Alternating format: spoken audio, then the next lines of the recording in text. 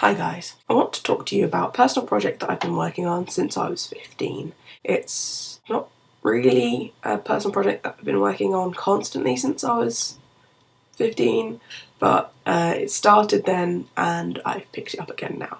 Basically, I was struggling during A-levels. I stayed at a school that I didn't like because it was easier and I knew people and it was my comfort zone. Staying there was the biggest mistake, really, I think. And I was struggling with my subjects and I was struggling with friends and, just struggling within myself with depression, my gender identity, my sexuality, everything that could possibly happen in one go did. So I started writing a story to cope with it all. I'm not a writer, I'm not very creative with words.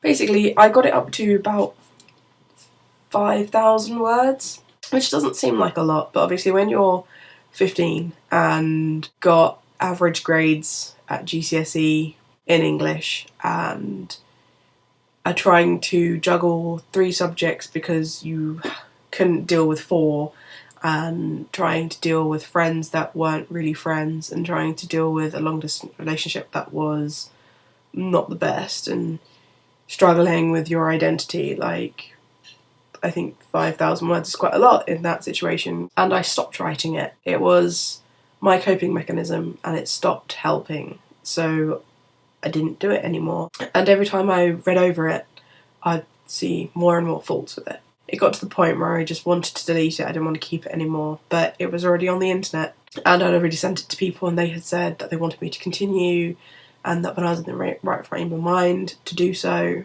So I kept it. I obviously felt a connection with it.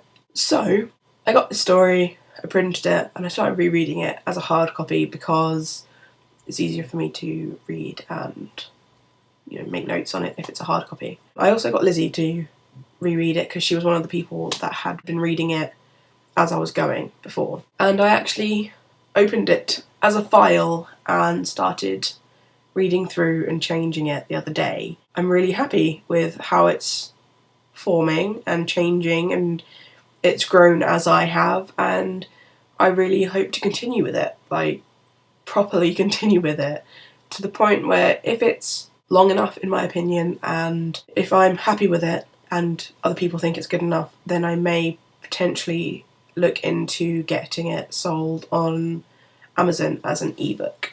Now this seems very unlikely that it's going to happen, and I don't hold out high hopes for it because I'm not a writer. That's not what I do.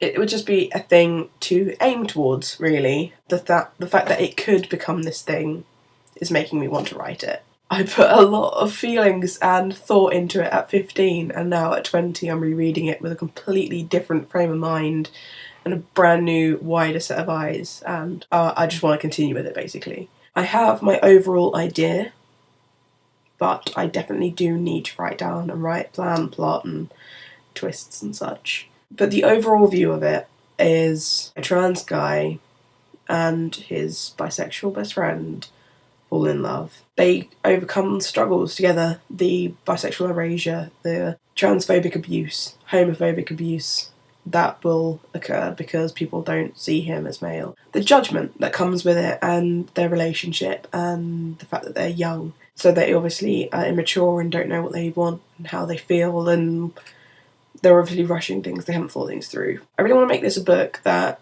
teenagers can read and might help them through some difficult times. When I was 15, I was having these thoughts and struggles. At 20, still some thoughts and struggles. And I want adults to read it and understand a younger person's point of view, because obviously I am an adult, and at 15 I thought I was, but I do know a lot more now, and I'm glad I do, but that doesn't take away from the fact that I thought and felt these things at 15. And I want more people to understand that, yes, someone may be young, but that doesn't change the fact that they're having these thoughts and feelings, and doesn't make them any less of an issue. If someone says they're struggling, that you should take it seriously, even if you don't understand or believe in the issue. You should at least listen or send them to someone who will listen and help them. My only issue is I'm not sure whether to write sexual scenes because I want to tackle that side of dysphoria, but I also don't feel comfortable writing sexual things. I'm not sure if it's right for this story. I guess we'll see. It's not a personal story, like it's not my story, and it's not about people that I actually know. They're fictional, but they represent real people out there. I guess part of me is in both main characters. Yes, I just wanted to tell you guys, because if it does come out as an ebook at any point in the future, buy it, read it, and let me know what you think and your feelings towards it. But yeah, I just wanted to talk about it because I feel quite passionate about it at the moment, and I'll probably be tweeting about it and putting little snippets on Tumblr and getting feedback and stuff. I'm gonna go now and probably continue writing, and I will see you guys tomorrow. Bye. I say it seems like something that won't happen, the fact that it won't be published as an ebook and it won't be sold, but YouTubers now are making so much money from books, and Zoella, who actually wrote fiction, and obviously that's what I'm writing, I haven't read it, I don't plan on reading it, but if she can write a book, then why can't I? Like, we're both just two UK girls from the southeast of England, so I don't understand why I shouldn't be able to write a book and get it published. Not that it would actually be published, but you know what I mean.